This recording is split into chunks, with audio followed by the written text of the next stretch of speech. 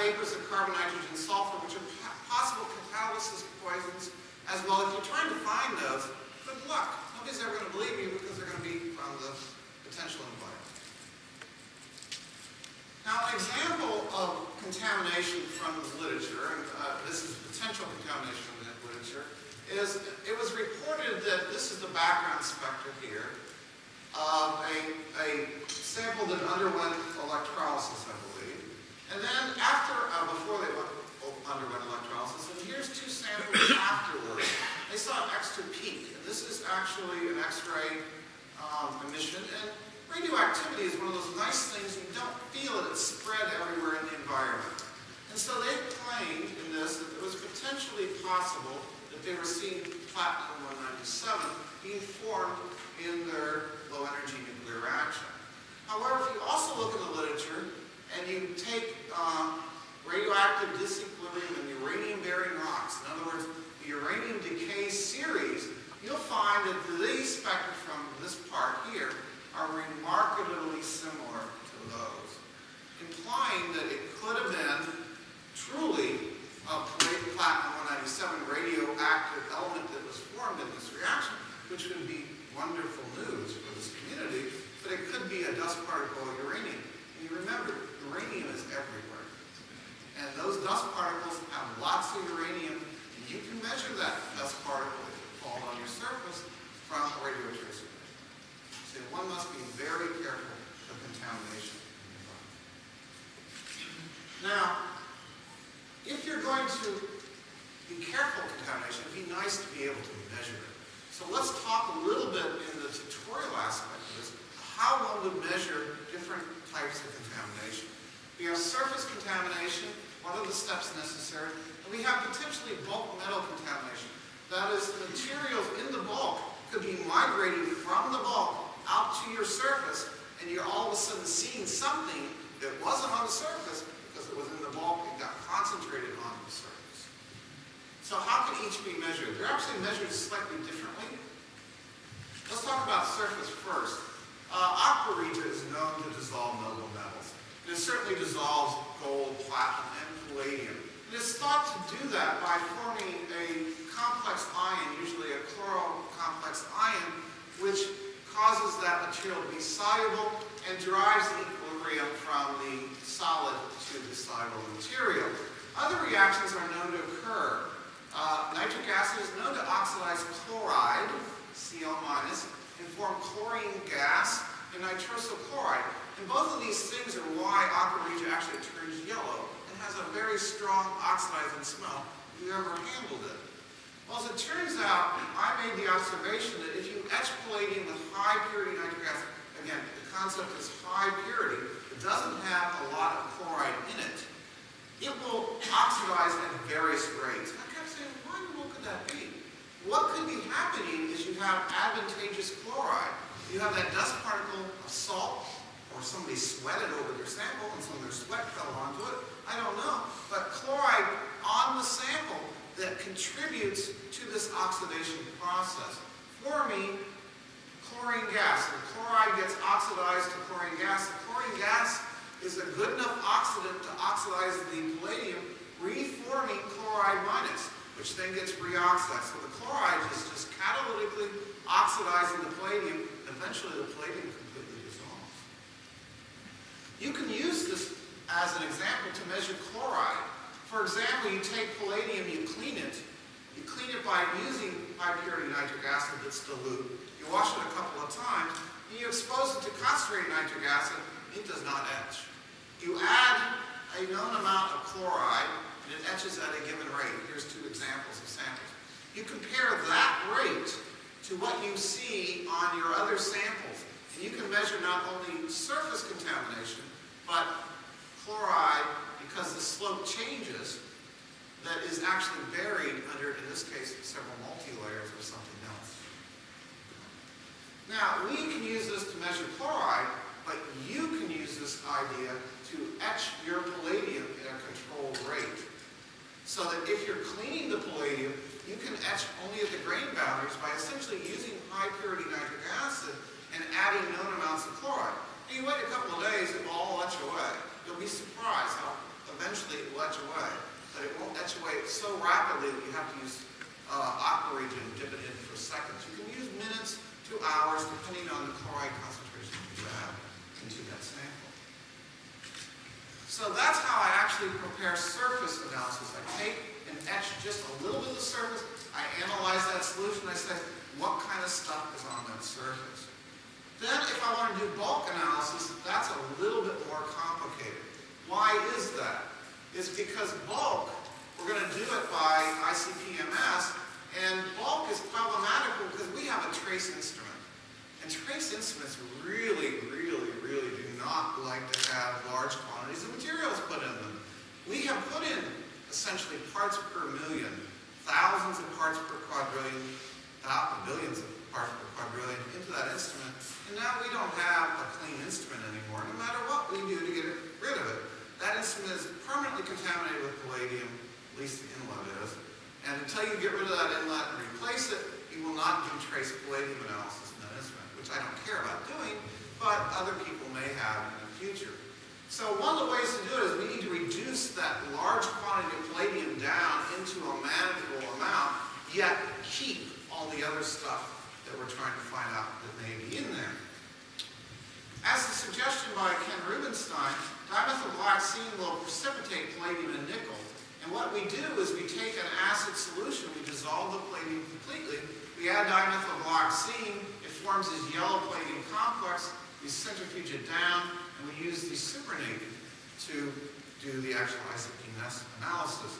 Depending on the acid concentration that we have, and depending on the type of acid, we can reduce essentially any palladium concentration down into under a part per million, which is doable by ICP-MS. It's a low enough concentration that we're not going to be screwing up the instrument too bad. And essentially, then we can look at the remaining materials present. Now, an example of why we want to do that is I'm sure many of you had the following experience. You do whatever you do on these lots of palladium, and you have a procedure you worked out over very many years, and all of a sudden, you run out of it. And you call up your friendly palladium supplier and say, send me more. You get this new lot in there, you do your magic that you worked out over many years, it doesn't work. You say, what in the world's going on? I know it worked, I got it to work reliably, and all of a sudden it doesn't work on this new lot. We've had this experience. We asked ourselves, is there an impurity difference in this palladium? And the answer is yes. The old lots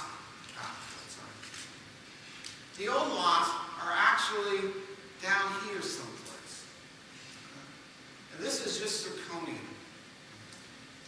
And zirconium has this isotopic pattern. It looks like this. It's a multiple isotope. And the three bars that are standing up are actually new lots with different things done to them. And the old lot is actually on there, but it's so far down in the baseline you can't see it.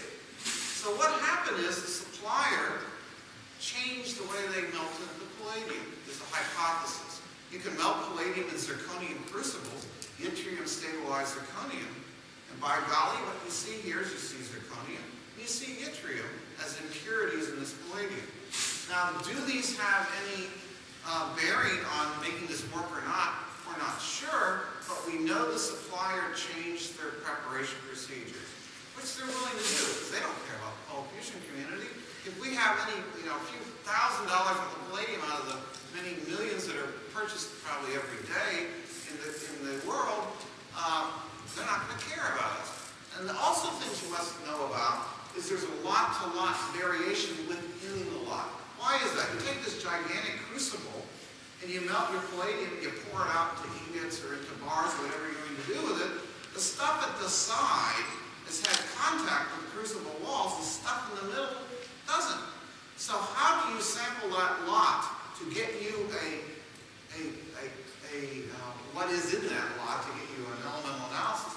Is critical probably to you, but I'm willing to bet if you buy 10 foils from the same manufacturer, you're going to get a different answer from them because of the way that the materials are made. Now, another example of a bulk analysis is the following situation. We were graciously given some samples from a RADA experiment which showed an increase in silver, about a 3 to 5-fold increase by neutron activation analysis. And we were asked, is it silver? And is there really an increase? And are they consistent with this low energy nuclear reaction? Because it was postulated that palladium could react, palladium-105 could react with deuterium to give you 107 silver, but there is no 107 palladium. There's only a 106 and a 108 and a 110. So the silver ratio should be changed in this material that's increased. So we worked our procedure for the bulk palladium analysis. We showed, yes, there's about 13 times more silver in the material that underwent this erotic experiment than there was in the starting material. In other words, the starting material had about 12 nanograms per milligram of palladium, and the end was 140. Which is a lot. That's a big increase. And the postulated reaction, again, is palladium plus deuterium goes to that.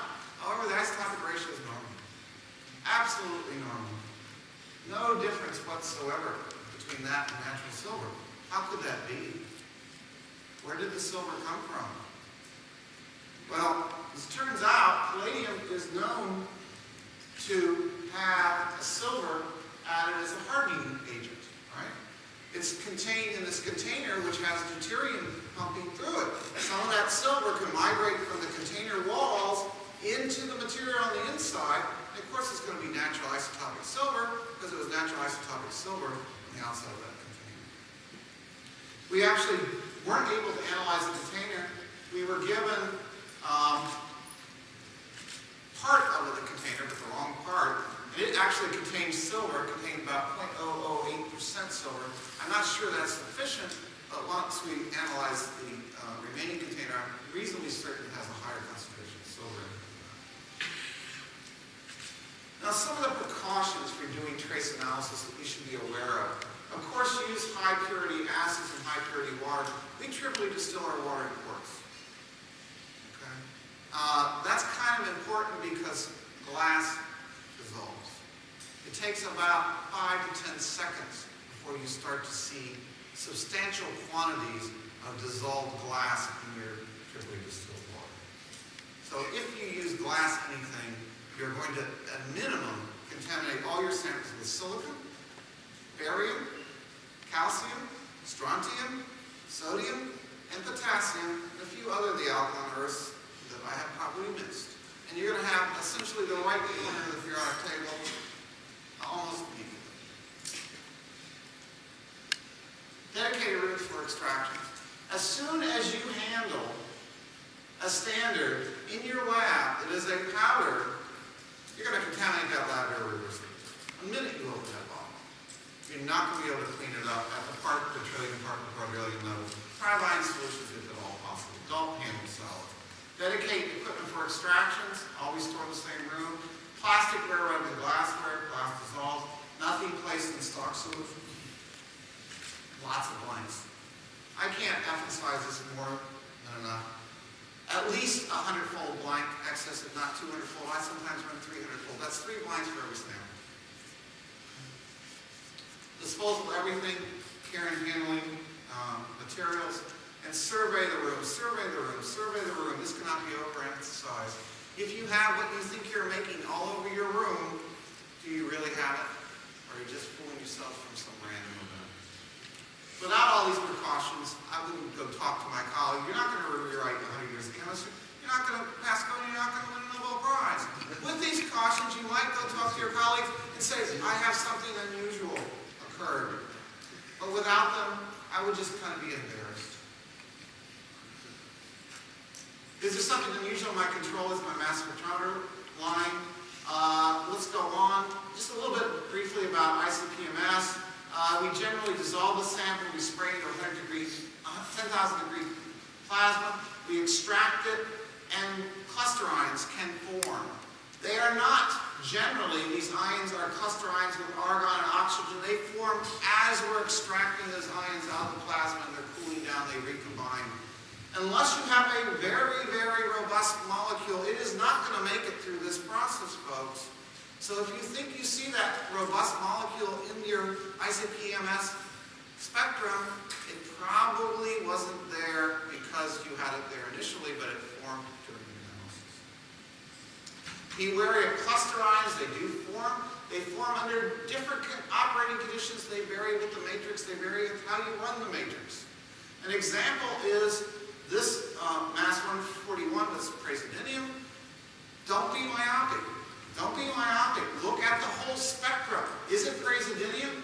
Or is it a cluster ion of platinum argide, which has a trace quantity at mass 141? I want to tell you briefly in the last minute 2 examples that have me dumbfounded in my laboratory. We looked at Arata's powder, we looked at the surface of it, and we did 1, 2, 3, 4, about 18 different analyses, and these are the palladium isotopes. And this is mass 108, and I normalized it to that. And you can't read this legend, I don't expect you to. But what you find is they all seem to be roughly the same, except 1, 2, 3, 4, 5 that aren't. They have excess mass 106 present. Okay? You might say, oh my gosh, that's some sort of low energy nuclear process. Now I worked on this for a couple of days. I worked on it a couple of weeks to a couple of months to prove myself that that really was a low energy nuclear process. Except it was in the starting material and it went away when I analyzed the product. I do not have an explanation for why my mass spectrometer is lying to me. I'd like to find out. So in conclusion, the appearance of unusual materials is subjective but not definitive of a low energy nuclear reaction.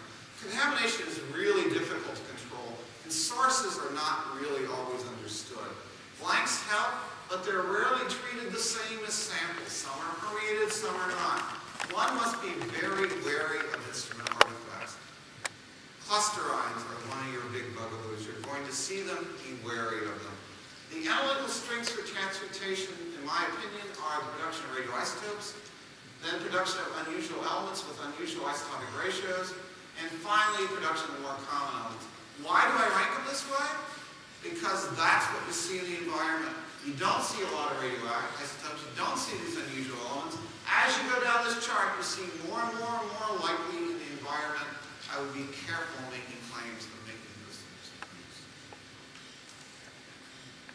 Questions?